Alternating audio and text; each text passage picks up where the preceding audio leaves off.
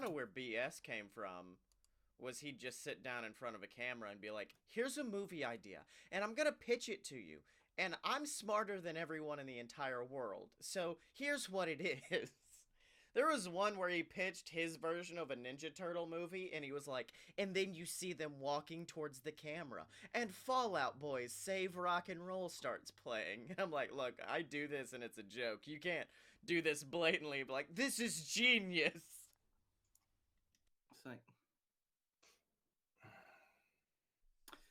yep, see, I was right.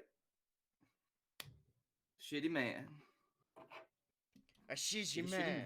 How are you still sick? It's been weeks since Vegas. Like, what did you like put it in a bottle and then retake it? Like, Jesus Christ. No. Yeah, Here's what happened. In the kayfabe of Fight Boys, Blake rose from the fucking sands of Las Vegas. He just stuck a hand out. It was like, no, I'm back. Y'all left me there as a fucking corpse. I'm really looking forward to the episode drop tomorrow. I really want to listen to you guys try to remember. Yeah. We did good up until the cigar bar. Yeah. I did good up until the cigar bar. Yeah, there we go. There's the truth. I don't want to meet Captain Tibbs in real life again. Yeah, Blake, did you listen to last week's Fight Boys? I didn't, and I'm never going to. Because the opening. Because I already know what you said. Yeah. I don't need to hear it again. Drunk Blake is not aware that Drunk Blake exists. That was one line, and then my favorite was Dylan going like, I've never met Drunk Blake, and I don't think I want to ever again. Drinking Blake is fine. Drinking like wasted Blake is. No, there's definitely a point where I arrive to hell. Yeah. It's not an arrival, it's a departure. Well past that point, that was why I was uncomfortable. Yeah. Up until then, we were all smiles. We were like, she's giving us free drinks. It's a fun night.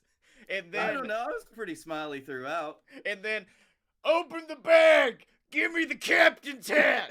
All right, Mr. Steiner, calm down.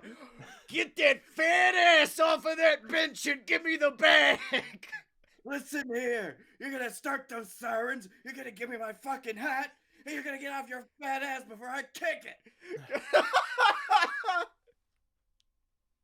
The waitress walks by, you start bench pressing her.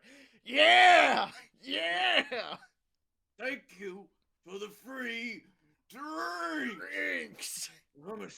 Is Missoula Rick Steiner in this bit? Oh yeah, obviously. He's the one watching and being like, oh,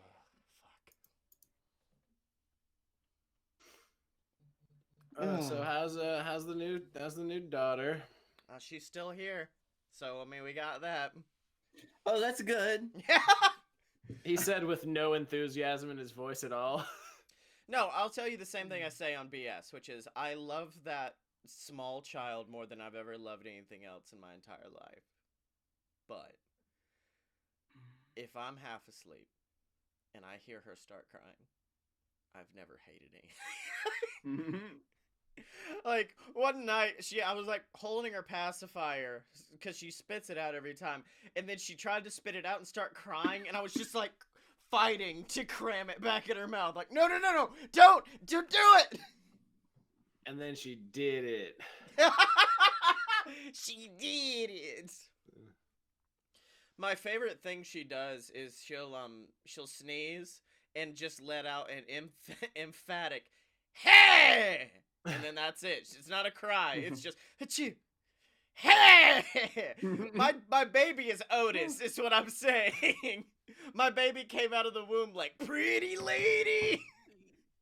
Hoi, mom. Pretty mom. Pretty mom. And then she did the worm and fucking elbow dropped the doctor. That's the cold opening right there. I want you to know that. Yeah. I don't remember who I was telling about this, but no, I saw a my picture. baby's Vince McMahon. She's mad at herself for sneezing. She's like, that's weakness. Hey! You gotta put up your force field, pal. I can't let it win. I saw a picture of your sweet, wonderful baby, Scotty, and she had the most confused face. And I think that it was like her first reaction upon just entering the world, being like, "Oh God, all right, there's a doctor. Hey, there's mom. Who is this bearded fuck?" Does he have guy liner? He has guy liner on. Is my dad wearing eyeshadow? What the fuck? Yep, you are my dad. My dad is an overweight 2000s emo teen. Look, Is it's my my dad heel. Chris Jericho? It's my heel gimmick, baby. I'm going full Jericho. You don't have enough Trilby. I know that was just a statement of fact, but it sounded like an insult. You don't have enough Trilby to be Chris Jericho. You need more fucking Trilby. She comes out, Welcome my to dad Five is a Boys, metrosexual. And not so professional wrestling. I am confused by the people I've decided to host this with, Yeah, the Dylan. 3, 2. Welcome to Fight Boys, the show about professional and not so professional wrestling. I'm your host, the bad boy of podcasting, Scotty Moore. You changed a full diaper yesterday. You're not the bad boy of shit. Wait, no, he is the bad boy of shit. He changed that diaper. Yeah, I changed that shit He diaper. didn't change it all cool. He wasn't wearing a leather jacket. He wasn't Joey Janela about it. I'm I am almost the positive I desiccated changed a corpse. diaper and a leather jacket yesterday. I'm almost positive I did. Shut up, I'm introducing myself. Okay, I'm sorry. I'm the desiccated corpse of Blake Tanner. That was once the living being that is now dead and forever shall be. But I still have to do this podcast. Well, what it I mean, was you is didn't- we you lost didn't you on the last week, roof of that remember? You Las were- you were- Vegas hotel, and we couldn't find you. But then we saw Yeah. the mattress, and we were like, oh, Blake's on the roof. And then Mike Tyson's tiger was there. Well, last week it was. Mike Tyson punched Scotty. It was the best thing ever. Yep. Last week I actually had to. I was just walking home because Yeah. I had to walk home from Nevada. Yeah. I won like 3 lotteries. Oh, and also Dylan is here. And wrestling happened, and the only wrestling that I know of that really happened, Dylan's the only person qualified to talk about. So, Dylan, can I be in the G1? That's all you really have to do now is just be like, can I be in? I Put mean, me in, coach. Are we gonna be in the G1? so this weekend is when they announced the blocks. Yeah. And like you joke about that, but all the people who said they want in are really fucking good at wrestling. Yeah. So it's Yeah, it It's wasn't kinda- like a shitty wrestler came out and it was just like, it wasn't like da da da da da da da da. Feed me the G1. because Yep. the people that have called out and been like, I want to be in the G1 are Shingo Takagi, Yep. Will Ospreay, Good. Kenta, and Yes. John fucking Moxley. Mm-hmm. So We're in good hands. yeah, we're doing good there. We're doing great. Also, Dean Ambrose has abducted a young lion to make like his valet. Yeah. I love how he's just like, I have defeated you. I'm not sure if you're actually dead or not, so I'm gonna weekend at Bernie's you till you wake back up. It was the best. He was like, "Here, hold my belt. You're gonna need to do a lot of things." Drops him on the floor. He's Mhm. like, I may have lost a multi-million-dollar contract with WWE, but I gained a son. So really, it's an even It was- win there. So the thing is that while that is an amazing like post-match promo, like one of Dean's best like crazy man promos, it actually is an ingenious move in order to give him someone to tag with during all the off days of the G1 climax. Oh yeah. Because he's not going to team with like the New Japan guys because he just beat the shit out of Juice Robinson. And like he's not going to join any of the factions because he's an AEW guy. Yeah. Mhm. So by having him, because when they announced he was wrestling the opening match as the United States champion against a young lion, I was just like, what the actual kind of bullshit and disrespect? And then he had a really good match with Shota, and then there was that afterwards, and I was like, it's all coming together. God, my God, I got worked. Gato, you clever bastard. Can I just say also Gato. my No, it's also Naito and Kota Ibushi aren't allowed to be in the same block of the G1. Because at this point, I'm convinced they're just trying to murder each other. Like one of them wants to pull a Mizawa and just die in the ring, but like way sooner. See, They my each favorite have thing. restraining orders against each other's necks at this point. Yeah, well, you saw the GIF of Ibushi getting. I didn't watch that match because my god, I stopped watching because I didn't want to see this match because this will be like the 9th time I've seen Ibushi versus Naito or something. Yeah, like if you count like the tag matches, and then I saw it once live where Ibushi German Naito onto his neck.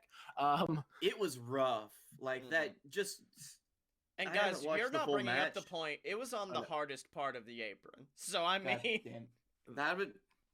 But no, and then Chris Jericho like healed it up after the show, which it was a very American ending with a very Japanese company, and it went over really weird. See, my favorite thing about Jericho now is the fact that every other iteration of Jericho, you could kind of you could pitch his gimmick and be like, oh yeah, he's just kind of like this obnoxious over-the-top rock star, or he's this suited higher-than-thou kind of guy. I don't know what the fuck he is now. He's just like a Hot Topic swear boy who loves saying fuck a lot. No. So if somebody, I saw it like mentioned in a comment. He's playing like the past is prime wrestler as the past is prime wrestler. Oh, that's really smart. Yeah, I could see that. Because when you see him in the ring, he's become a brawler. He's not the technician he was for like 2.5 decades. Like he's just like clearly like he's Rockying this. He doesn't have Apollo Creed skill. So he's just in there brawling, like making it a dirty street fight and like doing things his way. Yeah. And also, like, it's making sense with the way he's cutting promos. Because instead of, like, cutting an intelligent, well-thought-out Okada promo, he's instead being like, you're the Rainmaker? Well, I'm the Painmaker. Okay. You're Omega? Well, I'm an Alpha. I'm the Alpha. You're John Cena? I'm Gene Cena. And then he comes out in Gene Simmons face paint. I thought you meant he was just going to come out in full jeans instead of shorts. Just nothing but denim from head to toe. My happy fucking championship. It made no sense, but it's still the dopest thing he's ever said. No, it was so that was pretty good. But the matches actually on the card were really well done. The Dragon Lee versus fucking Will Ospreay match was goddamn amazing. And Will Ospreay continues to prove that he actually has had his DNA fused with that of like a house cat. Yeah, he's a house because cat. There's no way you saw the gif where Dragon Lee did the like hurdle the top rope into a Hurricane Rana off the apron, right? And Will Ospreay just sticks the fucking landing. Oh yeah, which is Will Ospreay's new gimmick. Will Ospreay's new gimmick is I am going to like toss you, flip you, whatever, and then you're going to somehow land on your goddamn feet. And he planted, real good. Solid. I haven't seen him plant one that impressive since Phoenix tried to do a top rope Spanish fly, and they both landed on their feet, and he just stared Phoenix down. That was the last time I saw him like impressively stick one that hard.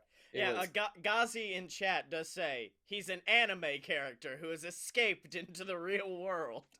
Like that would explain why he talks so much shit on Twitter. Yeah, see, I had never I'd never watched Ospreay, so you guys were like, oh yeah, and he hit the Stormbreaker and got the pin. I'm like, okay, cool, that's his finish. And then I saw what the Stormbreaker is. Yeah. Holy fuck! He pulled it off on Jeff Cobb. Yeah, it was the first time since probably when I first saw the Canadian Destroyer where I saw a move and just went, what? Wait, but what? What's he do? What? He's up there. Now they're spinning. Wait, now he's doing a cutter. Wait, now what the fuck? Oh, he's landed it. Oh, no. But back to the Ibushi bump. I do want to ask the question of, because everyone on Twitter had this argument. You guys are saying that Goldberg and Undertaker are all fucked up and you're making fun of them for fucking up that spot. But why's no one making fun of this? and then showing that Ibushi clip, and I'm like, because the match was good. It wasn't Goldberg backing up, hitting 2 spears, and then 2 old men Oh. almost killing each other for 15 minutes. Right. And not almost killing each other in a good match way, but in a way that's like, for the whole match, I was legitimately concerned for someone's safety. Mhm. At least in the other match, I was like, oh, that one spot was rough. I hope he's okay. Okay, they're letting him keep go. Yeah. He's going. He's going. You saw it, and like, unlike so it was the fact that when the botch happened in the Taker Goldberg match, you were legitimately concerned, and in the Ibushi like Naito match, you were concerned, but you were also like 90% sure that Ibushi was just gonna get up and walk it off like some kind of like goddamn and like legitimate anime character, which he kind of did. So See, with me, I didn't watch it out of just because, well, for me it was the, hey, I'm not supporting the Saudi government, but also because I knew the show was going to be bad. And at one point I just looked down at my phone, I get a message from my dad saying, they need to stop! It's not good! They're gonna die! I'm like, what the fuck are you talking about? He's like, Taker and Goldberg! And then I watched it, and for a split second, I forgot what the jackhammer was. Because he picks him up, and I'm like, oh, he just didn't get, like, enough rotation on the suplex. Then I remembered, like, oh, wait a minute. It's not just that. It's a suplex into a body slam, and Goldberg did a full-on brain buster to Undertaker in front of 5 billion Saudis. Brain buster! Not to mention, Goldberg did the thing where he hits his head before he comes down, and he was bleeding. Only and to they bleed thought that more. he had a concussion, or maybe not. Well, no, he didn't. He wasn't concussed from hitting a locker in the back with his dome one too many times. No, he was concussed when Undertaker just spiked him and he bounced. And apparently they got into an argument after the show, and a lot of people were like, oh, it's probably because of the botch or because Goldberg wasn't, like, he was trying to push through despite having a concussion. My theory is the fact that Undertaker's always been a locker room leader. And Goldberg disrespected his locker room by walking over to one of them bad boys and headbutting it one too many times. And Taker was like, you touched my lockers. You will rest. That's my locker. That's my locker, boy. You got blood on my favorite hat. You got blood on my master lock. See, that whole show, like, I was on the WWE Instagram, and you know how before, like, big pay-per-views, they'll show backstage, like, Seth Rollins getting ready to burn it down, and it shows Seth, like, jumping and looking excited to go out. Every single clip they showed of a superstar before the show looked so fucking sad. I have never seen a more, like, morose bunch of motherfuckers than everyone backstage at Super Showdown. A, because they probably didn't want to be there in the first place, and then B, because they were performing in 102-degree weather. That they then decided to put 50 motherfuckers in one ring, essentially making a space heater. You could put a Totino's pizza in the middle of that ring and do the battle royal, and by the end, it would be baked, and the winner gets the Totino's pizza. That sounds utterly horrible. So, like, you need to understand there's also the bright lights, which add, like, you know, you guys are staged. They had, like, 5, 10 degrees. So Taker and Goldberg were performing in, like, 112-degree heat. Oh, yeah, easily. So there's no way they were in good enough shape for that. Which, in a normal venue, it'd still be rough. Within 5 minutes. Yeah, in a normal venue, it would be rough to see those two. In 103-degree weather? No. They would melt into a pile. And the Battle Royal And they thing, did. Yeah, and the Battle Royal thing, I'm fine with letting the Saudi guy get put over. I liked it. He's from what I saw online, he's a really awesome guy. I think he worked for Hood Slam. He's like a really awesome dude. But why not, in the lead up to the show, promote him to where people on Twitter aren't like, who the fuck is this random guy that they've gotten to come in? Instead, you could have people being like, oh yeah, he did it. You mean like the Super Smash Brothers? Yeah. That was I loved the promo they did on the, I think it was the Road to Fighter Fest. Was it Road to Fighter Fest or on no, it was Being the Elite? Yeah. Yeah. The Dark Order. Yeah. The Dark Order, and the opening of the promo was them being like, they had no idea who we were. But that's perfectly fine. And then, like, all of Uno's minions are running around all over him. I'm like, okay. You forgot how good a promo Uno was, didn't you? Yeah, exactly. That man is gifted. Can I just say how happy I am that I can get to watch Fyter Fest for free? Oh, yeah. I love Dylan was bragging last week, like, I get to go see Fyter Fest. And then this week, everyone can see Fyter Fest for free. Fuck. Okay, fine. I get to see Joey Janela die live in person. You can't put a price on that. Well, we get to go see Joey Janela fight Mance Warner, which is probably going to be less of a match and more of two guys just drinking beer in a ring for 15 minutes. Oh, Joey man, Janela I really gets on hope the they mic. just Joey pick up Janela gets on the mic. So this is really weird. God damn it. Then Mance kicks up. I asked for a fucking beer like an hour ago. Could someone bring one out? Swear to God. And then fat ass Masa runs out and throws them beers, and then they start chugging, and that's it. Masa tried to get him beer, it just didn't work out. Yeah. It's So, best.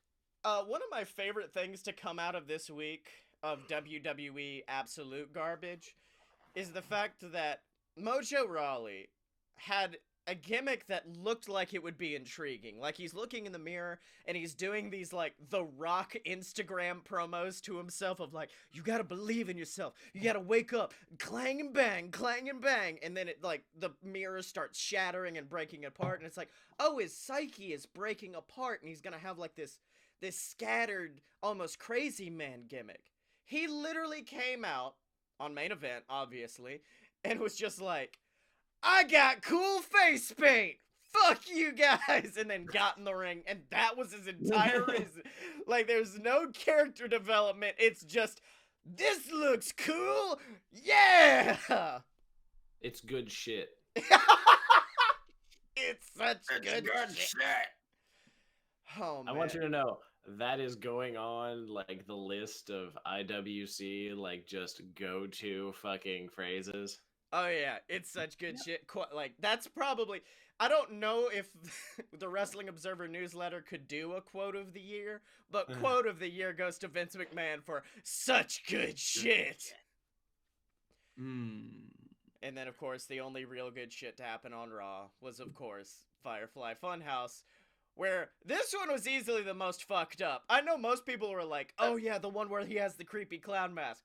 This one, he hit a rabbit with a hammer and then ate its guts. And I didn't watch this week. Oh, you didn't watch it? Okay. Do you want me to spoil it, or? Oh, no, I read it. I just, like, haven't. Okay. Yeah, no, I read a summary, and then I was just like, you know what? I'm good. That's enough wrestling for today. Rolled over. That's all I needed. Yeah. Oddly enough, that was the line. That was the breaking point of he murders a rabbit and then eats its guts. It's okay. He'll probably be back next week, right? Yeah, that yeah. fucker apparently is immortal. Oh yeah, dude. My maintaining is this is all in Bray's psyche, and they're all in like this horrifying state of limbo. So like the rabbit's constantly getting killed and revived and eaten for its like guts. And, You mean the one that rambles? Yes, the rambling rabbit. And then like oh shit, what's her name? Abby. Sister Abigail. Yes, Sister Abigail. The quote she had a few weeks ago where she's like, why won't you let me rest? Just let me rest. And it's just like, oh god, this is limbo, and Bray is keeping his sister here because he's afraid to. I mean, when he painted the picture of the Wyatt family compound burning down, her face is just there. Yeah, she's like, what the fuck? Okay, I see how it is. Also, you need to let me sleep, Bray. Bray. I'm please. dead. Bro, please, if you could. Also, WWE Network news, one of my favorite things and least favorite things to ever know happened this week, because the Riot Squad did a table for 3, because at this point, WWE Network is kind of like a bad YouTube channel, where like every few months, they're like, oh yeah, we had this show, let's just do that show really quick again. So they did a table for 3 with the Riot Squad, and in the middle of it, they were talking about the pitch for the Riot Squad to come out, and the scariest sentence ever came out of Ruby Riot's mouth, which was, well, apparently, Vince had just seen Suicide Squad, and he wanted a Joker, a Harley Quinn, and a Beast to come up to the main roster. Oh boy. And I'm like, this was the best possible thing to get out of Vince seeing Suicide Squad. Things could have went like a whole lot worse. It could have been like Brock Lesnar's reign of terror continuing, and then like 1 week Baron Corbin comes out and is like, Vince has sent me to assemble a Suicide Squad of sorts. It's me, Drew McIntyre. Like, it'd get all the heels together to fight Brock Lesnar, and they call themselves the Suicide Squad. But luckily, instead, we